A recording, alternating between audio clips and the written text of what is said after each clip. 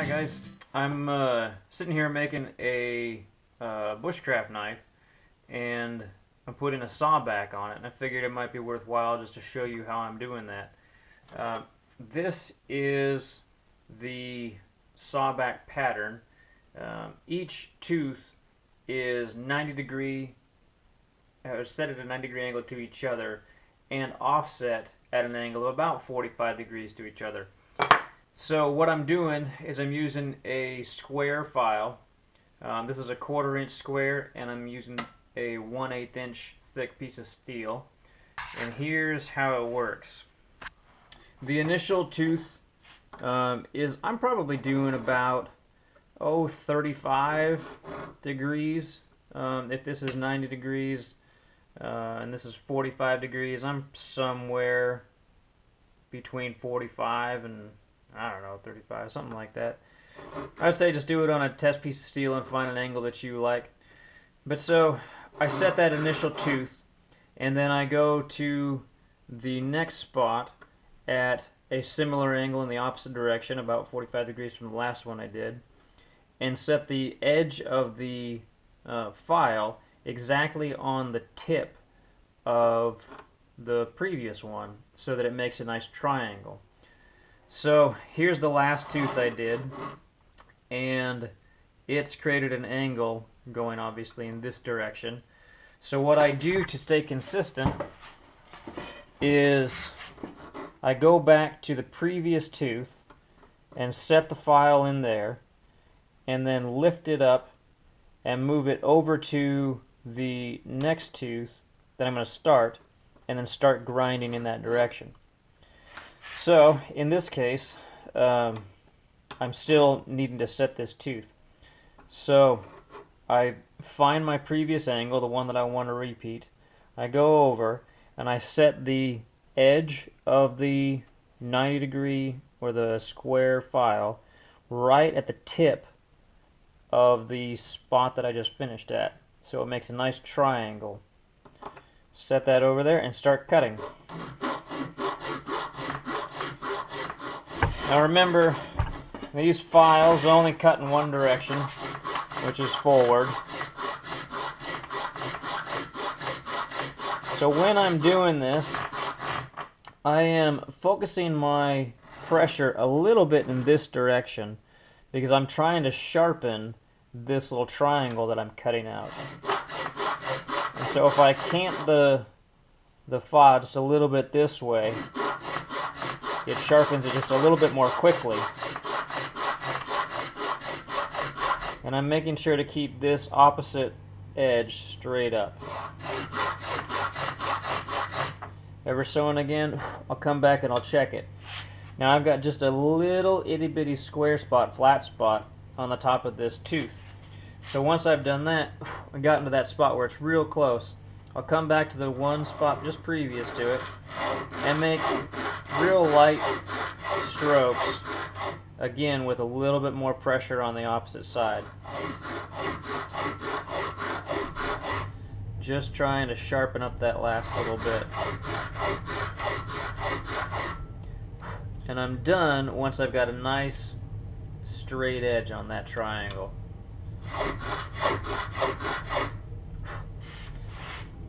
And come back, even it up a little bit. This is all just eyeballing things. So now that tooth is done. So the next one's going to be cut on at this angle.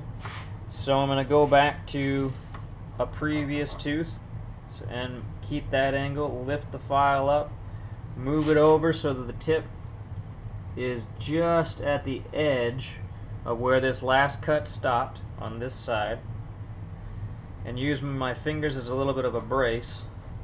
I'm going to make nice light strokes to get a cut line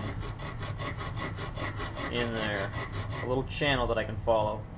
Pick it up, look at it, make sure I'm okay with it, and then commit to it. Now in this case, I'm cutting a tooth that needs to be sharpened in this direction, and so the point will be over here, the valley will be on that side, so I'm actually going to be canting the file a little bit towards me on this one. It's always towards the side that has the triangle on the flat side. This is the point, this is the triangle. If you start doing this, I think it'll make more sense. Get a piece of scrap steel and just try it for yourself. And a lot of the things that I'm trying to explain will all start to make sense, I think.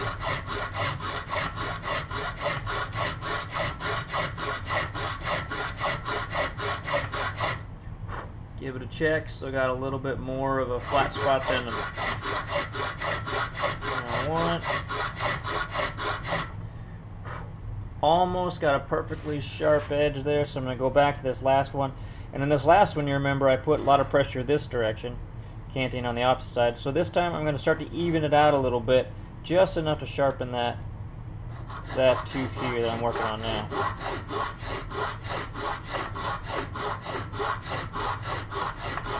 Nice light strokes.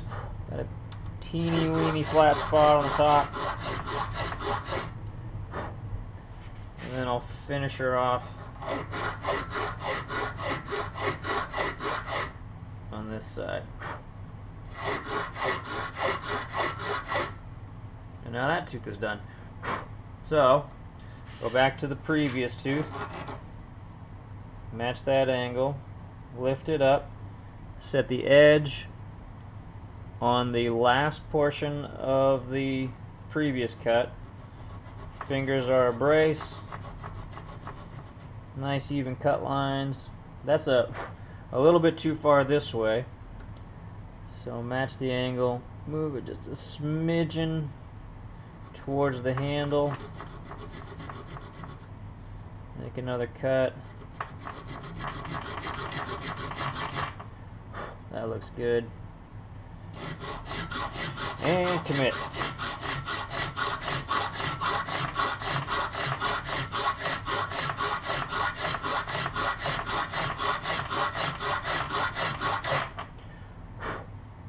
That looks good. This one is going to be sharpened like this. The edge is going to look like this, so I'm going to tilt away from me again. Just a little bit.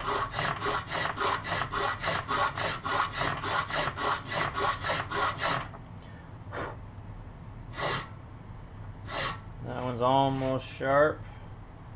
Come back to the previous one. A little more pressure in this direction.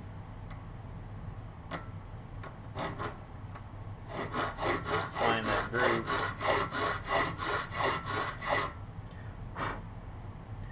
And that tooth is done. Alright, so using this angle, I don't know if I like that angle. So I'm going to go back, say to the very first one, the one that I used to establish this whole line. And I'm going to go all the way up to my last cut, find the edge, fingers as a brace, light strokes, check it, that looks good, and commit to it.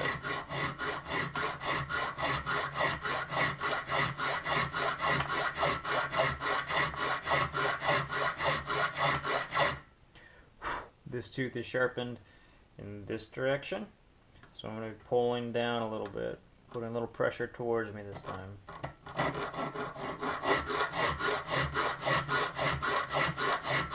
See how repetitive this gets? I'm saying the same things over and over. I'm doing the same things over and over. It isn't hard.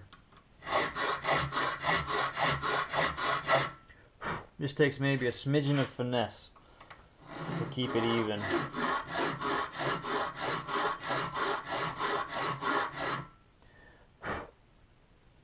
Just a little bit more.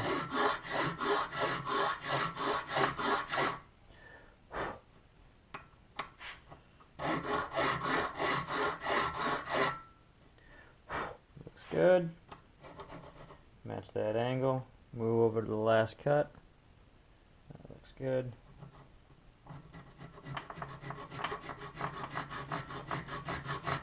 Cut line, that looks perfect. Oh, dang. Slipped. No, won't matter.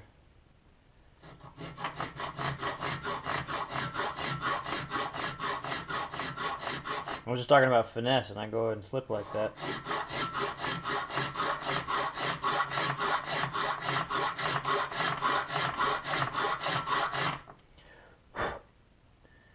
Not a big deal though, because I'm going to be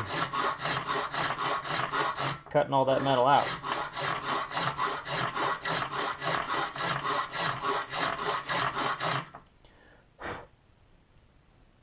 Go back to this one.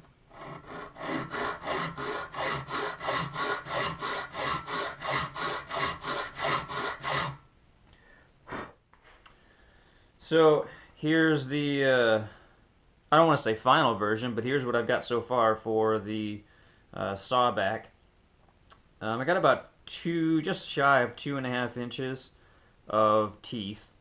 I started to do some jimping here, and then I started to not like the way it looked, how it contrasted with the Sawback. So I think I'm just going to file that down and abandon the jimping.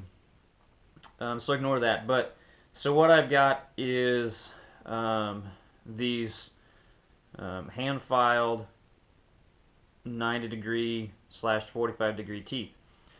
So what I'm going to do is, this is a piece of pretty solid oak. It's quite heavy. So we're going to see how well this thing cuts. I already know that the limiting factor is going to be the teeth per inch. If I had a smaller file, the file that I use is a 1/4 inch square. If I had a smaller file, then you'd increase the number of teeth per inch, and I think improve the quality of the cut. As it stands, these teeth are quite far apart, and so I know, especially if you get into edges like this, they're just going to want to catch, and so that's going to be super frustrating. You have to do light strokes. I found that if you cut it at an angle, like a 45° angle, with real light pressure, you can initiate the cut and create a little extra surface area, and then start to kind of curve it back to 90° so you can start cutting. But yeah, if you used a smaller file, like ideally I think you'd want a 1/8 inch square, but I couldn't find one. 5/32 was the only quality file that I could find. So I think find something that's close to 1/8 square, and you'll improve your saw tremendously. But so given that I haven't tried it out yet I've tried some softwoods, and it worked just fine. But that's not really a test. So here we go. Here's some solid oak. I'm just doing real light pressure here, just to initiate the cut. Let's see. I'm not working hard. I'm putting pressure on it, but I'm not working very hard, and I've already got, a little more than a 1/4 inch deep. The catches aren't too bad, but that's because the surface area is so high, it's so large.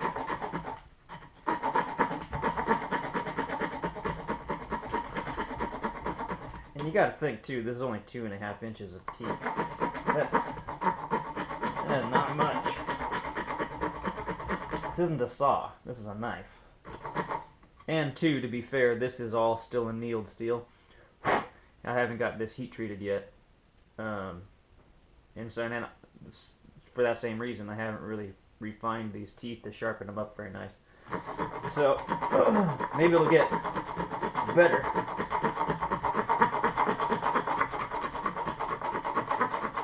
So there's no resistance from the blade. The teeth are wide enough, and there's no taper here that the blade doesn't catch. So that's good. It's creating a nice clean cut.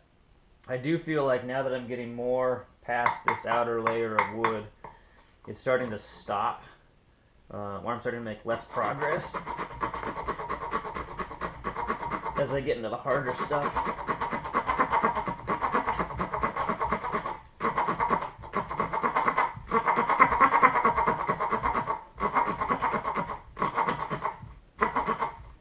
Yeah. Now I'm putting quite a bit of pressure onto it. I'm making progress.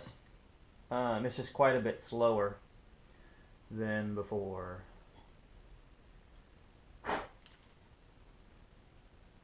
And I can feel these teeth have actually dulled a little bit.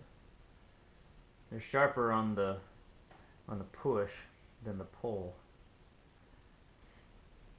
So that don't matter. I mean, this is only like 30 on the Rockwell. I don't have any idea what oak is. But so yeah, that's it.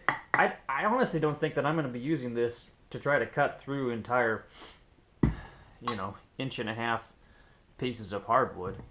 I like to just create little notches and things, you know. I mean, like you're going to be using this mostly for traps and bow drills and such.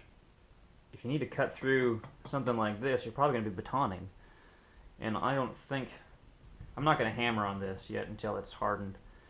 But this isn't going to affect your baton to any great extent. Honestly, if it does, find another one. You know, I mean, like, it's just a stick. If you start to gnar it up, then grab another one. So, I dig it. I think this saw will work well. I want to try it with a different file size. And when I do make a final version of this knife, I hate how it cuts this material out. Aesthetically, I think it looks stupid. Once I make a final version of this knife with the Sawback, I think I'm going to change this profile of the blade so that it accounts for this loss of material. And it's more of a visual loss.